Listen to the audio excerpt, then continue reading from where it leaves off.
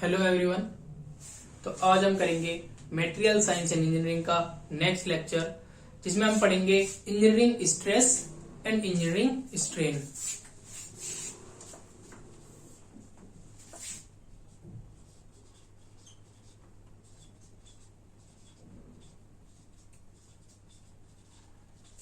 अच्छा, solid mechanics में हमने simple stress and simple strain पढ़ा है। इसमें क्या होता है, स्ट्रेस होता है फोर्स पर यूनिट एरिया और स्ट्रेन है change in dimension upon original dimension. लेकिन यहां पर क्या है हमारा स्ट्रेस, पहले देखते हैं हम। स्ट्रेस है सेम वही है, स्ट्रेस हमने पढ़ा था the internal resistance offered by the body when body subjected to the load per unit area, वही है। लेकिन यहां पर हम क्या करेंगे कि अगर मेरे पास ये एक बार है, मैंने इस पर फोर्स लगाया, ये इसका एरिया है और जो ये है यहां से यहां तक इसकी लेंथ है, ठीक है।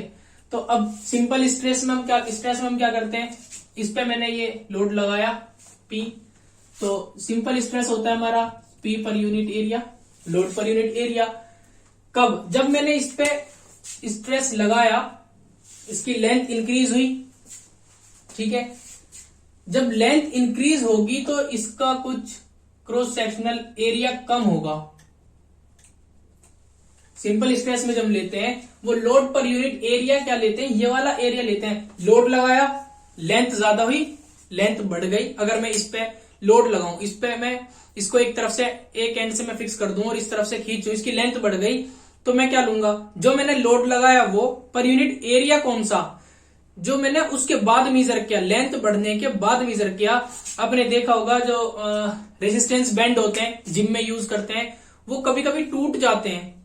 क्यों? क्योंकि जब हम उनको खींचते हैं, उनसे एक्सरसाइज करते हैं, तो जितना उनको ज्यादा खींचेंगे उनका जो क्रॉस सेक्शनल एरिया होता है वो कम होता चला जाता है। जब उस पर हम ज्यादा उसकी लिमिट से, इलास्टिक लिमिट से ज्यादा लोड लगा देते हैं तो वो टूट जाता है। वो किस वजह से टूटा, क्योंकि उसकी लेंथ इतनी कम हो गई कि अब वो उसकी लिमिट से, उसकी आउट ऑफ लिमिट हो गया, तो अब वो टूट जाती है। इसी तरह हमने क्या किया, जब सिंपल स्ट्रेस निकालते हैं तो उसमें वो क्रॉस सेक्शनल एरिया लेते हैं जो लेंथ बढ़ने के बाद जब हम मेजर करते हैं तो वो। लेकिन यहां पर हम कौन सा स्ट्रेस कर रहे हैं, find engineering stress. Engineering stress में क्या होता है, हम, ये हमारी बार है, इस पर हमने लोड लगाया, अब इसकी लेंथ बढ़ गई।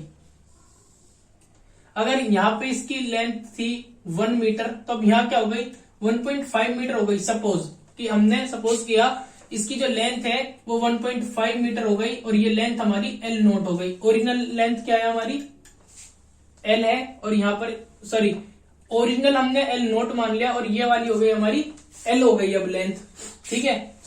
क्रॉस सेक्शनल एरिया इसका ओरिजिनल तो था A नोट और अब क्रॉस सेक्शनल एरिया क्या हो गया A। जब हम सिंपल स्ट्रेस निकाल रहे थे तो क्या था, लोड, जो हमने यहां पर लोड लगाया P अपॉन एरिया, ये वाला एरिया जो लेंथ बढ़ने के बाद आया। लेकिन इंजीनियरिंग स्ट्रेस में हम क्या कर रहे हैं, load per unit area A note लेंगे। कौन सा, ओरिजिनल लेंगे। लोड तो वही लेंगे जो हमने लोड लगाया है, लेकिन एरिया यहां पर क्या करेंगे, स्ट्रेस जो नॉर्मल स्ट्रेस में लोड दोनों में सेम रहेगा, नॉर्मल में भी और इंजीनियरिंग में भी। लेकिन एरिया जो है नॉर्मल में तो हम ये लेते हैं, ये कंसीडर करते हैं कि जो लेंथ बढ़ने के, लोड लगाने के बाद जो हमारा स्ट्रेस का फॉर्मूला होगा उसमें हम एरिया जो होगा क्रॉस सेक्शनल एरिया ये वाला लेंगे।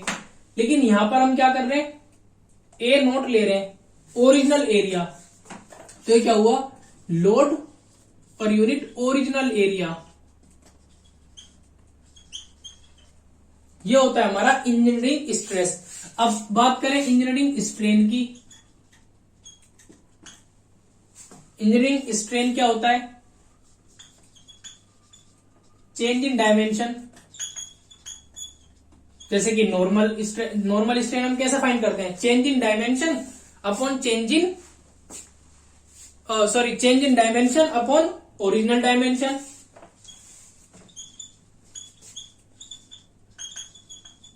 अब अगर हम इसको देखें इस तरीके से, ये हमारी बार है, इस पर हमने स्ट्रेस लगाया, इस पर हमने लोड लगाया, तो इसका स्ट्रेस क्या था, load per unit original area.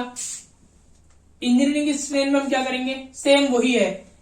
यहां पर हमारा क्या है, चेंज इन डायमेंशन क्या होगा, एल आई हमारी लेंथ है इसकी, एल माइनस एल नोट क्या होगा, एल नोट हमारी पहले की जो लेंथ है इसकी, पहले वाली लेंथ, इस पे लोड लगाने से पहले जो लेंथ थी original length upon original length कर देंगे इसको।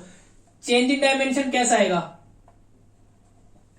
चेंज इन डायमेंशन यानी जो हमारी डायमेंशन थी इसकी, एल थी इसकी लेंथ हमारी, और जो एल हो गई हमारी जो लेंथ इसकी, अब लोड लगाने के बाद हमारी लेंथ एल हो गई, लोड लगाने से पहले लेंथ थी हमारी एल नोट, तो final minus initial length upon initial length यानी जो ओरिजिनल लेंथ थी, final length minus original length upon original, जैसे कि फॉर्मूला बताता है change in dimension upon change in original dimension.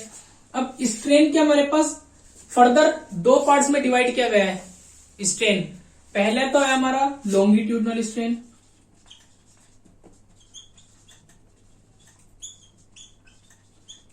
Longitudinal strain क्या होता है, change in length divided by original length.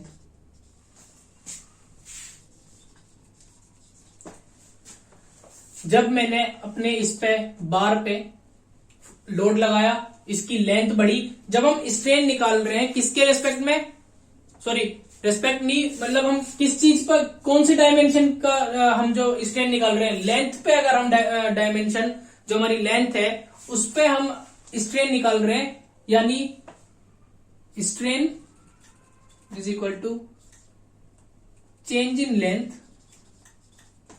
सिर्फ हम यहां पर क्या कर रहे हैं, पूरा एरिया नहीं देख रहे हम, इसकी सारी डायमेंशन नहीं देख रहे हैं, सिर्फ लेंथ की बात कर रहे हैं कि चेंज इन लेंथ जो हमारी लेंथ में चेंज हुआ डिवाइडेड बाय ओरिजिनल लेंथ।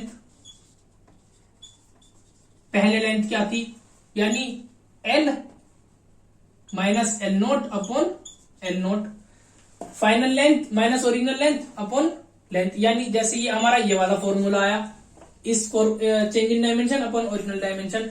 यहां पर हम बात किसकी कर रहे हैं, स्पेशल लेंथ की, सिर्फ यहां पर हम विड्थ नहीं देख रहे हैं, उसका जो डायमीटर है उसको नहीं कंसीडर कर रहे हैं, सिर्फ किसकी बात कर रहे हैं, लेंथ की, तो वो होगा हमारा लॉन्गिट्यूडनल स्ट्रेन। अब अगर बात करें सेकंड है हमारा लेटरल स्ट्रेन।